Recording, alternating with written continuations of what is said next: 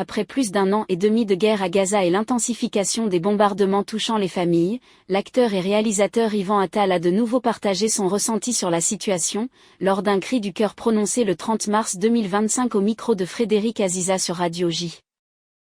Depuis 1948, les Palestiniens, ce peuple palestinien s'est construit en miroir de l'État d'Israël. Et qu'ils ont voulu se réapproprier notre histoire. Ils ont envie d'être nous. Même notre Shoah, ils nous l'envient. Ils veulent absolument un génocide. Mais pourquoi ?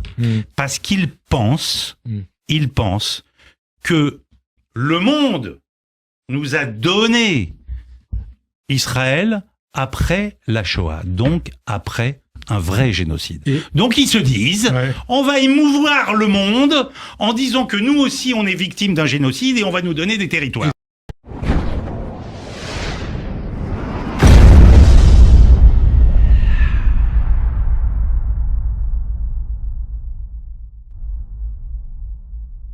Bonjour, avec vous, Boucha Tactile le magicien.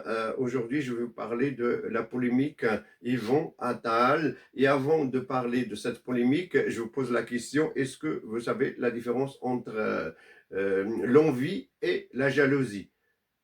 Oui, c'est quoi la différence entre ces deux termes, l'envie et la jalousie? Pour définir ces deux termes, on va faire appel à l'histoire et on va faire appel à Diogène de Sinope. Il est né à 413 avant Jésus-Christ et mort en 323 avant Jésus-Christ. Selon Diogène de Sinope, l'envie est la douleur de voir autrui posséder ce que nous désirons. Et la jalousie, c'est l'inverse. L'inverse de cette douleur, ça veut dire la jalousie, c'est la douleur de voir autrui posséder ce que nous possédons. Donc, il faut savoir que l'envie est un jeu à deux. L'envie est un jeu à deux. Tu as l'envié et l'envieur. Et la jalousie est un drame à trois. Le jaloux, l'objet possédé, et celui qui veut la prendre. Voilà. Et voilà. Donc en France, il y a des gens qui ont des envies. Par exemple, moi, je connais des gens qui ont envie de partir à la retraite à 60 ans. Tu vois, ils ont envie de partir à la retraite, mais ils peuvent pas parce qu'il y a le gouvernement qui a voté un truc pour que pour que tu partes plus tard, hein, dès que tu finis le boulot, tu vas directement au cimetière. Voilà. Donc il y a des gens qui ont envie de venir comme ça un jour et dire au patron, je me démissionne.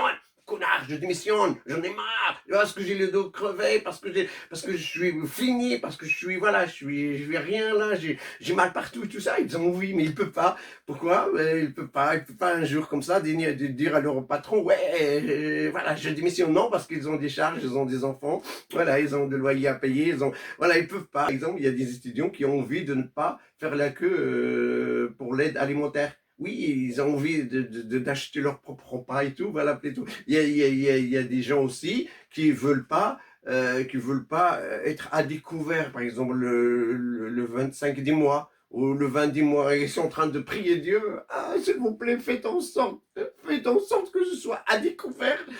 Faites en sorte que ce soit à découvert, pas le 20, mais le 25, voire même le 28, comme ça. Voilà, donc, oui, je veux bien, s'il vous plaît, je veux bien être à découvert, pas le 25, disons le 28, le 30, comme ça, je suis proche du mois. Oui, parce qu'il y a des gens que dès que le salaire tombe, ils sont déjà découverts.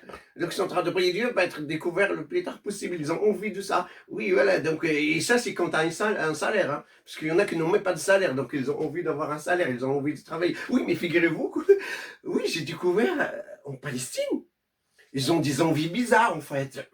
Je trouvais ça bizarre quand même. En Palestine, il y a des gens qui ont envie d'un génocide. Oui, moi je veux un génocide, je veux une opération ethnique. Oh mince, alors oui, il y a des mamans en Palestine qui veulent, qu'ils ont envie de récupérer le corps de leurs enfants dans un drap blanc entaché de sang, comme ça. C'est leur kiff en fait. J'adore ça. Oui, c'est incroyable ça. Oui, ils ont envie de ça. Oui, il y a des journalistes qui ont envie de voir leur famille mourir devant eux. C'est leur kiff en fait.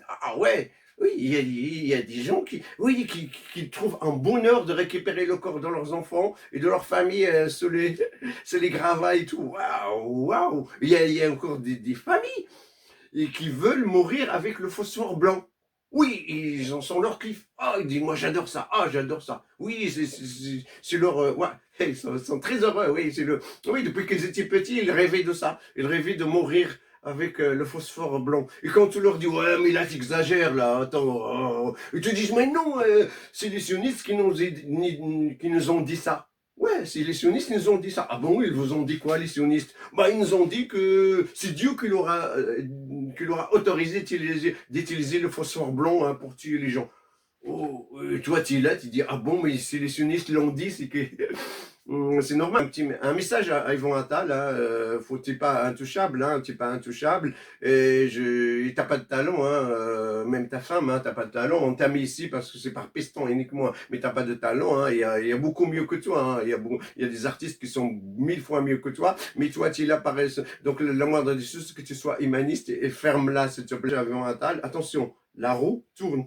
Bah, un jour tu peux être là et l'autre jour tu peux être là. C'est les aléas de la vie, hein, ça.